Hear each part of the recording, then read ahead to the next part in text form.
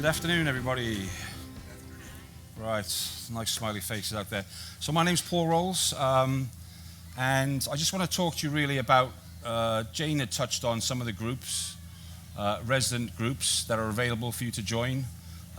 Vic touched on them right there and there. I just want to explain why I decided to get involved with Curo.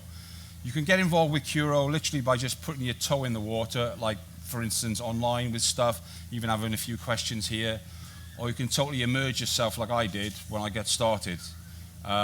So what happened was we had something where I live at Rosewell Court. Anyone know where Rosewell Court is? Yeah, okay, so I live there. And we have bin rooms down in the bottom. And what happened was the bin rooms were actually one day locked. So no one sent us a letter to say we're going to lock the bin rooms. So I'm like, where am I going to put my rubbish?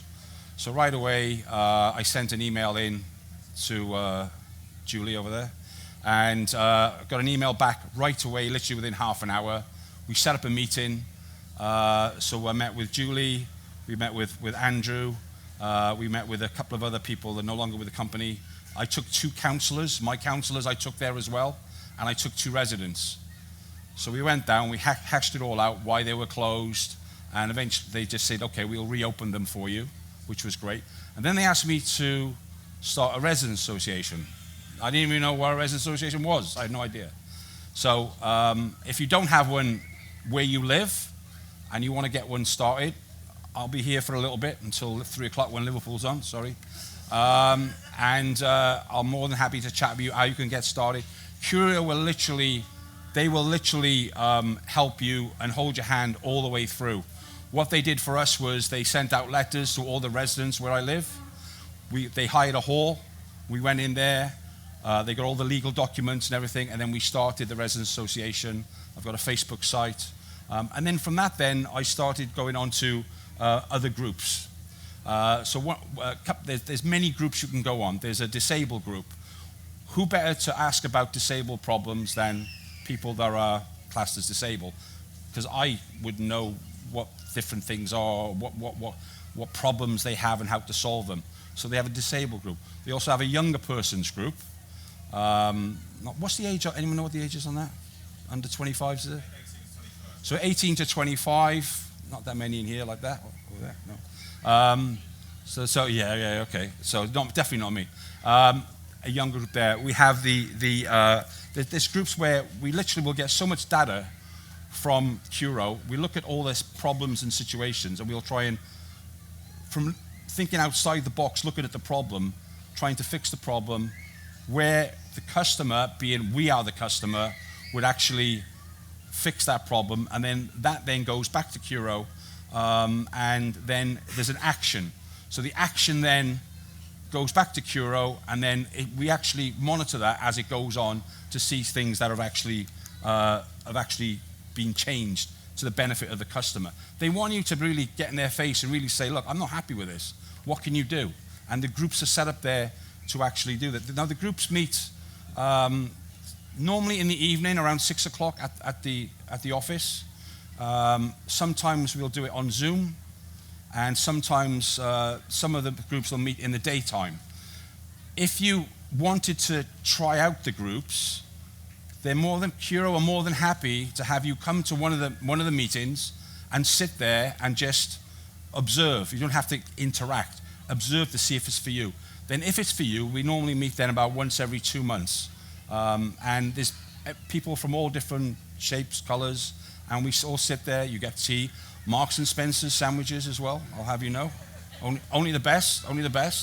And then we basically go to conclusion on that. Some of the things that we've actually done is, you said, meaning the customer have said, we wasn't getting communicated enough on our appointment. So for instance, you'd have an appointment for something to fix in the kitchen that was broken. So they'd say your appointment's on the 1st of November. So you wouldn't hear nothing from Curo until the 1st of November when you get the knock on the door. Now, I'd forget. I'm sure a lot of people will forget. Some people don't forget. But what was happening was then someone might not be in, and then they'd have to rebook it, which is double the work for Curo, but also it's double the work for you as well. So we've said, well, with all this technology, why can't you text people? Why can't you give them a call? So what happens now is when a job is booked in, you get a text. Your job is booked in for this date. A week before, you get another one. Next Monday at 9 o'clock, one of our operatives will be there at 9 o'clock, and then the day before you get a text as well. And on the morning of it, you get another text, and sometimes a phone call saying, I'll be there in 20 minutes. And then the man with the van comes with all his stuff and fixes your stuff for you. Now, we as a customer put that forward, and that was the change that we made. That was the action that we made. We also have, when there's repairs done, we said, well, who's checking the jobs? So the operative goes in, he does the work, he leaves, and, they fix something. You're not sure if it's fixed right, it looks right. So now 5% of all jobs, which is a total of 1,800 jobs, there's 2 managers that go out and they check the jobs at random. And they'll go in, and obviously they'll have knowledge about what it was done, and it's done correctly to check behind that the quality is there, so then they don't have to send somebody back. Another thing that we changed was scaffolding. Have any of you had scaffolding on your buildings? And you're like, well, there's no one working. Why is the scaffolding still there? Right? So we were saying, hang on a second, the scaffolding's been there for 2 weeks, no one's working, I can't see out of my building, I got this big sheet there. Sorry, you have to go? Yeah, just I was going to talk to that job, I can't remember your name. So anyway, so the scaffolding, you're looking out the window, the scaffolding sheet's there like this, you can't see out, what's going on? So we said, well, do you have a scaffold manager that manages the jobs? No.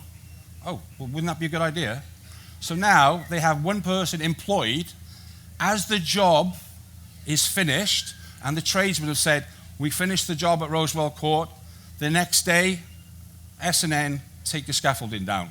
This has saved Curo £116,000 a year. Just for a simple thing like that we, the customers, have put forward. Now, next I'm going to talk about community grants. Do you know that last year, Curo gave out £12,000 in community grants? Right? So, I'm on one of the groups that we give out these grants. Not everybody gets one. However, if 70% within the group, we all vote on what it is, and it can be anything you want, up to £500. There's 2 levels, £250 and £500. And then what happens is Curo will either purchase it for them, or they will give them the money for them to purchase. So, for instance, in Keynsham at one of the estates, they wanted a defibrillator, £250. Done, job done. In Autumn Brook, anyone live in Autumn Brook? Okay, we gave you that picnic table. Yeah, okay, not a problem. So that was a £500 picnic table. Make sure I get invited as well. Okay, yeah, it should be for £500. Anyone here from Welton Vale? No? Welton Vale, another picnic bench and planters for £250. And we've given out again last year 12,000. Now, I never told you this, but there's £5,000 left to give out by April.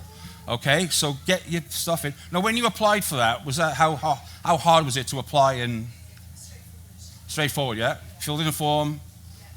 You did it. Oh, okay. Well, it's straight for her because you did it, right? Okay. Yeah, literally, we got a WhatsApp group for that group, and I'll get a ping, and it's like, Neil, where's Neil? He should have been in here, he's not here. Neil will be like, oh, we got another grant coming. Go in, I look at it, I just normally go, yeah, okay. It has to affect all, people from Curo have to be involved in it, though. It can't be for someone that's not, it has to affect people from Curo in there. A few stipulations. But if you need anything where you live, and you want to just get an application, contact Curo. Tom Box, if you don't know Tom Box, he's wearing the other pink one of these that we're all trying to get. But and you can have a look at the form, fill it in. That's things that Curo do that most people don't know about. That's there. I'll leave you with this: that since I've been getting involved with Curo, I really see, and they haven't paid me to say this, but I really see that they do care, okay? They do care. When they say they care, they really do care. And one thing I will say is that when you think of Curo, don't think of Curo as this big office down on Lower Bristol Road that takes your rent money or whatever from you, okay? They're people. They are husbands, they are wives, brothers, sisters, daughters. They're not perfect. We're not perfect, but they really are trying. Get involved. I believe me, you'll be more than happy. Thank you.